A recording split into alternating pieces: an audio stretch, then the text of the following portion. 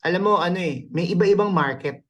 Ewan ko kung nanonotice nyo, merong formula ang Viva Max films, no?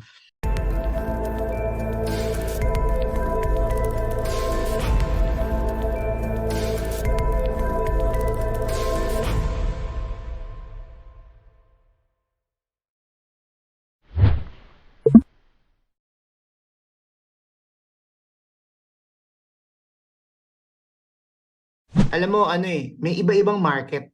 Ewan ko kung nanonotice nyo, merong formula ang Viva Max films, no? Merong formula, no? Siyempre, yung Tiffany, hinuhubog natin siya may future na maging Viva Max Queen. Totoo yun. Kasi batang-bata. Batang-bata, magaling umarte, um, at higit sa lahat, matapang. No? Hino-hone talaga natin siya. Hino-nurture natin siya sa mga magagandang projects. Kasi depende yan sa projects eh. Totoo yan eh. Kahit na sobrang promising mo, kung hindi maganda yung project na dumating sa'yo, hindi ka malaline up sa magandang pelikula. No? Mapupunta ka lang sa it's another Viva Max project. Ganon lagi. Pero kung napunta ka sa isang magandang project at maganda yung role mo, sigurado darating ka dun sa path na pinuntahan ni Asi Acosta, pinuntahan ni Angelicang, pinuntahan ni AJ Raval, pinuntahan ni Yan Dorano ngayon. Yun yung sinasabi ko na magandang project, magandang path. No? May promise kay Armina. And then may market si Hurry Up din. No, yung mga middle-aged boys at yung mga 90s kid. Yan, may market eh. May mga market talaga eh. Yun yung sinasabi ko, kung titignan mo yung formula ng Viva Max, mix siya eh.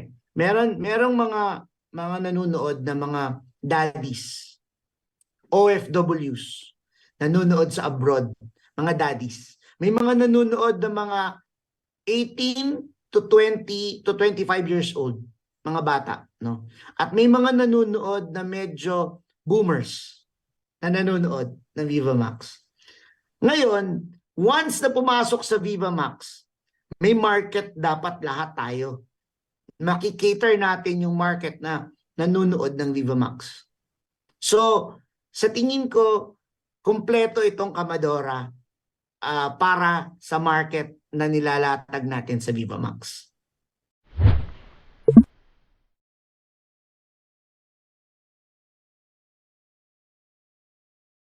Sa dinami-dami ko pong nagawang movie po, ito po yung like for me, ito yung pinaka the best na nagawa ko and ito yung pinaka launching talaga. And thankful ako kay Direk Roman kasi naniwala talaga siya sa akin na kayang-kaya ko. Actually po, nahihirapan po talaga ako kasi sa accent ko po, parang nagda-doubt na ako na parang wala na akong pag-asang mag-act, ganyan, dahil po sa accent ko. Pero si Derek Roman po, sobrang thankful po ako kay Derek kasi binigyan niya po ako ng chance na mapakita po talaga yung totoong ako. Sorry, RJ, sinasabi niya accent kasi hindi natin nakikita din yung market natin sa Visayas and Mindanao. No? Yung South ay market yon ni Tiffany. Hindi alam ng tao na Cebuana siya, no? Ang gaganda ng mga Cebuana, no? At yun ang market niya, no? Yun yung isang kakaibang market na napoproduce ni Tiffany. Kaya meron din siyang baluarte. Kung beauty pageant to, baluarte niya ang Cebu at Mindanao. Yun nga po sa sinabi po ni Derek, grateful po ako na napagalitan niya ako kasi kung hindi ko po na-realize yun, I mean, kung hindi ko po naranasan yung ganun, siguro hindi po tatatak sa akin na kailangan ko pa rin po matuto. And yun nga, need ko pa matuto talaga, especially po dito sa pinasok ko. Kasi hindi lang to pagpapasexy and need talaga po dito is yung acting skills mo. And yun po, thankful po ako kasi tawag dito, kung hindi po dahil kay Direk Roman, hindi po ako mamomotivate na kasi never po ako nakaranas ng workshop talaga. Yun po yung mino-work ko ngayon para po gumaling dito sa industry na to. Yun po, thank you po ako kay Direk. Binigyan niya po ako ng chance dito. Gagalingan ko po po.